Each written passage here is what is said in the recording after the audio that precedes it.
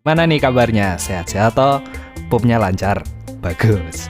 Oke, kali ini saya bakal membahas alur cerita dari film Road Trips. Nah, film ini berkisah tentang kehidupan mahasiswa yang bebas di mana seks adalah kewajiban bagi semua orang ketika sudah menjadi mahasiswa. Ini seperti menjadi adat bagi para mahasiswa di kampus itu. Film ini menyuguhkan cerita dengan komedi yang lucu dan kocak dengan bumbu-bumbu saru atau adegan dewasa yang menggambarkan kehidupan mahasiswa di sana. Namun apesnya, salah seorang dari mereka yang kebetulan sedang membuat video berkebun dan bercocok tanam malah tak sengaja mengirimkan video berkebun mereka ke pacarnya. Nah, dari sini perjalanan seru mereka dimulai. Oke, langsung aja mulai alur ceritanya. Cerita ini berfokus pada 5 orang mahasiswa kocak, yaitu IL si fuckboy, Rubin Carver si jenius, Barry Manilow si idiot, Kyle Edward si cupu tapi kaya, dan Josh Parker si pria yang sedang LDR. Di awal scene terlihat Barry si idiot sedang memandu tour sekelompok maba dengan orang tua mereka di Ithaca University. Namun ya karena dia idiot ya para maba ini malah ragu dengan guide tour si Barry yang selalu salah dan terasa membosankan. Kesal karena diejek dan dianggap pemandu tour yang buruk, Barry menceritakan sebuah cerita di mana Barry masih menjadi mahasiswa di Ithaca University. Dan cerita pun dimulai. Di sini cerita berfokus pada Josh Parker dan pacarnya Tiffany yang sedang LDRan. Josh kuliah di Ithaca University dan Tiffany kuliah di Austin, Texas. Josh dan Tiffany sepakat untuk saling berhubungan meskipun jauh, tapi ternyata tidak semudah itu. Di Austin, Texas, ternyata Tiffany menemukan cowok yang lebih enak dari Josh. Maksudnya mentor belajar di kuliahnya dan mereka langsung belajar di taman. Dan ya, ternyata itu adalah mimpi Josh. Aslinya kita nggak benar-benar dikasih tahu bagaimana Tiffany sebenarnya di kampus. Tapi Tiffany cantik sih, kali aja dia open BO. Oke, lanjut. Josh pun langsung menelpon Tiffany dan ternyata tidak ada jawaban dari Tiffany. Oke, karena film ini buatan tahun 2000 dan dimana mahasiswa tahun 2000-an belum ada WhatsApp, Facebook, dan lain-lain, jadi Josh mengirim video untuk menyapa Tiffany.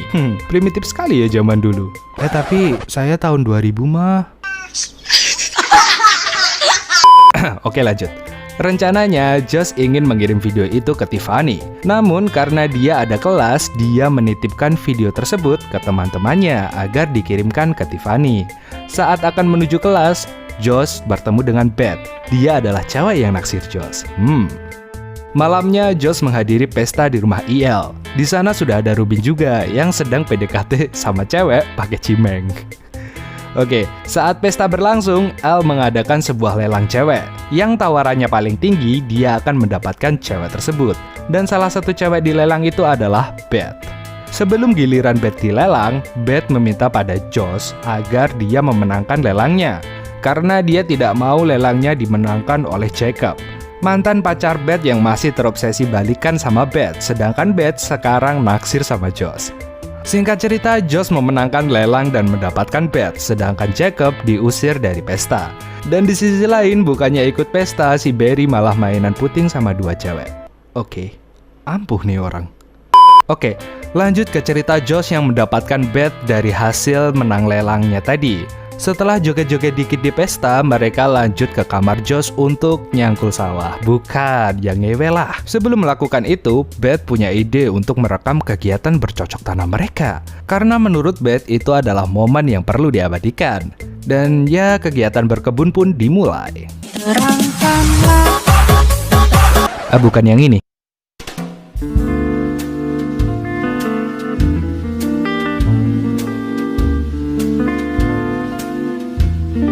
Esok paginya yang diawali dengan nyanyian Barry yang Tiny Sam. Oke, lanjut. Josh terlihat sangat senang dan bilang kalau dia sudah main sama Beth 2 kali. Tapi teman-temannya tidak ada yang percaya. Teman-temannya memaksa untuk melihat kaset video rekaman Beth dan Josh yang sedang bercocok tanam. Namun setelah di-play kasetnya, ternyata kaset itu bukan berisi video Beth dan Josh, melainkan rekaman video Josh yang ingin dikirim ke Tiffany. Nah, di sini Josh sadar kalau video kaset yang dikirim ke Tiffany tertukar dengan video bercocok tanam Josh dengan Beth. Dan setelah itu ada telepon dari Tiffany yang mengabarkan bahwa selama ini Tiffany nggak bisa dihubungi karena kakeknya meninggal, sedangkan Josh malah mengirim video perselingkuhannya dengan Beth ke Tiffany. Nah, di sini Josh mulai chaos. Josh langsung berangkat mengejar paket tersebut, mengajak Kyle si cupu dan gak punya teman tapi anak orang kaya. Josh dan teman-teman membutuhkan Kyle karena dia satu-satunya orang yang punya mobil dan gampang dibohongi. Ya karena dia cupu. Dengan segala bujuk rayu, akhirnya mereka berangkat dengan mobil Kyle. Di tengah perjalanan, 4 orang mahasiswa ini sedang melewati sebuah hutan karena menurut mereka itu adalah jalan pintas.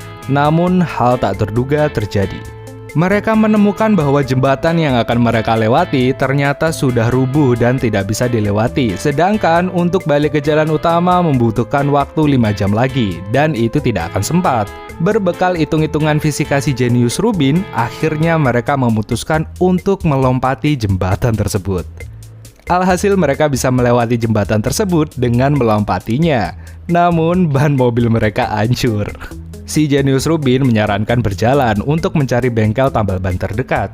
Dan Rubin pun bilang, "Slow way, cuman roda yang rusak." Mobilnya malah meleduk. Dan ya, akhirnya mereka berjalan menuju sebuah penginapan dan istirahat dulu di sana semalam. Esok paginya, El dan Rubin sedang mencari cara agar bisa sampai ke Universitas Austin tepat waktu, saat Josh dan Kyle masih tertidur. IL mendapat sebuah ide dan menyuruh Rubin dan yang lainnya menunggunya. Tak lama kemudian, IL datang dengan sebuah kendaraan yang tak asing. Yap, itu adalah bus sekolah. Dengan segala trik, IL berhasil meminjam bus sekolah tersebut dan memakainya untuk melanjutkan perjalanan. Saat malam, mereka mencari tempat makan dan menginap. Karena dompet mereka yang pas-pasan, si Rubin yang jenius pun punya ide. Yah, mereka mencoba menumpang nginap di sebuah rumah yang isinya organisasi para orang kulit hitam.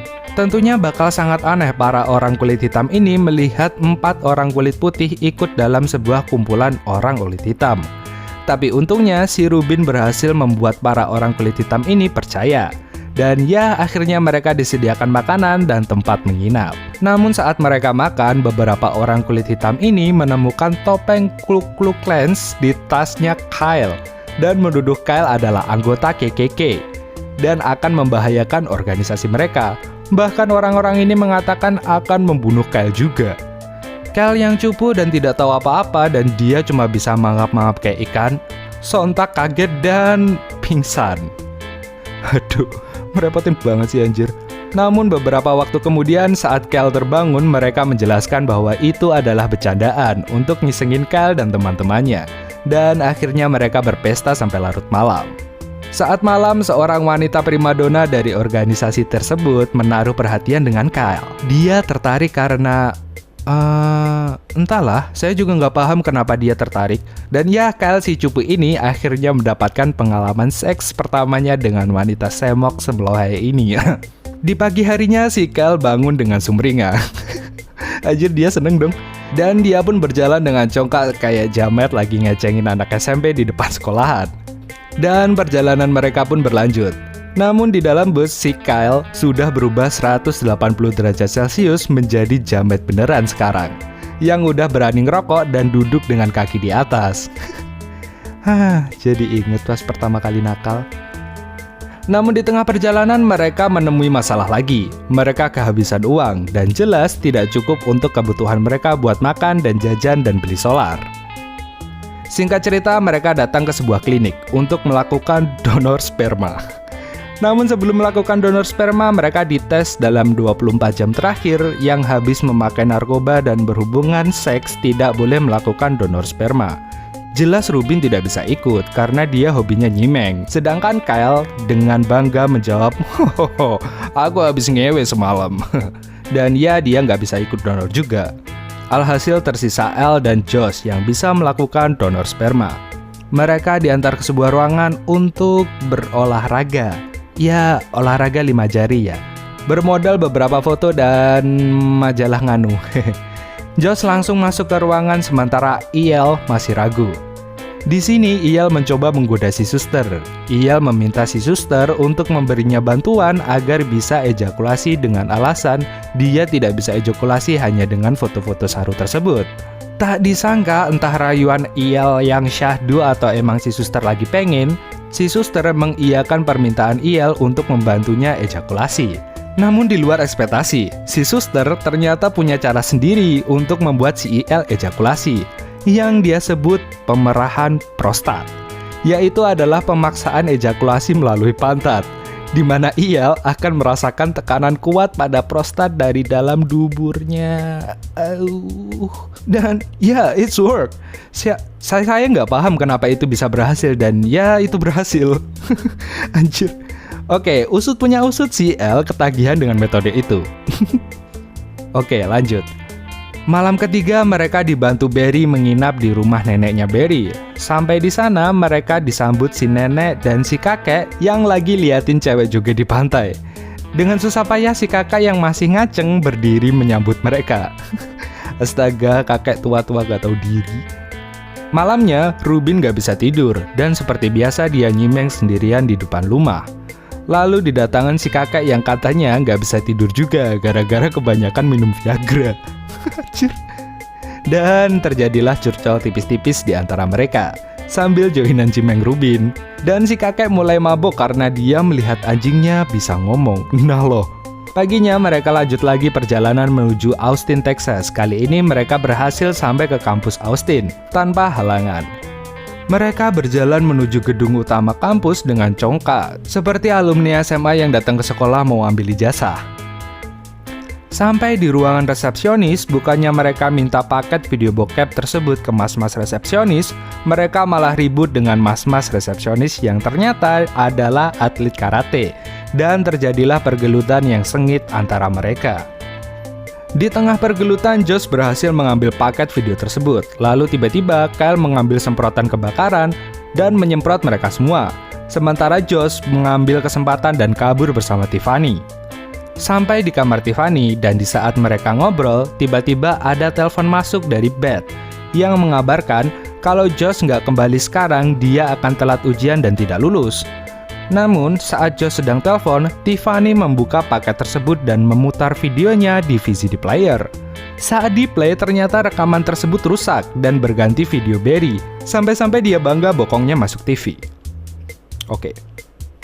Oke, semua pengejaran yang panjang itu ternyata sia-sia. Dari sini agak sebel sih, kirain bakalan ketahuan apa gimana gitu, ternyata fine-fine aja.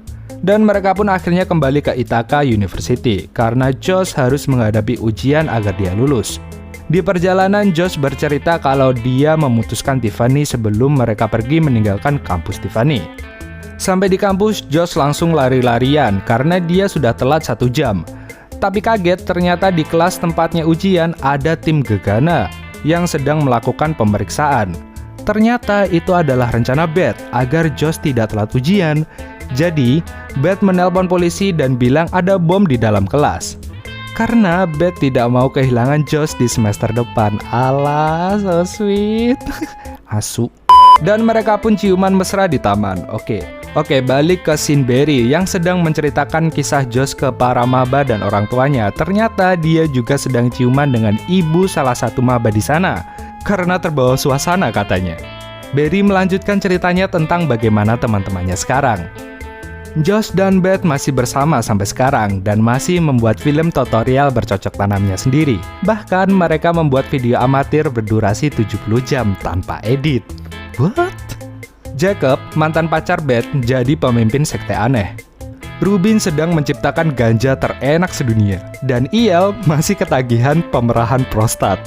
Kyle dan ayahnya sudah akur, dan Kyle memperkenalkan seorang wanita sebagai pacarnya. Dan ya, kalian tahu dia siapa. Dan Barry, dia lanjut main sama ibu-ibu maba tadi. Dan tamat. Ya, ending yang bahagia dan perjalanan mereka saat itu merubah mereka sekarang. Oke, film ini menyajikan drama komedi yang seru dan menegangkan, dan ending yang ya cukup mengharukan di akhir. Sebuah komposisi film yang sempurna menurut saya. Meskipun ini film lama, buat kalian yang belum nonton dan kebetulan lagi nyari film yang bisa bikin ketawa, film ini recommended sekali buat kalian. Oke, sekian dulu alur cerita film kali ini. Jika kalian ingin request film untuk saya dan Bang Dayat bahas, jangan malu tulis di kolom komentar ya. Emon pamit, waalaikumsalam warahmatullahi wabarakatuh. Jangan lupa like, komen, dan subscribe yo. Dadah.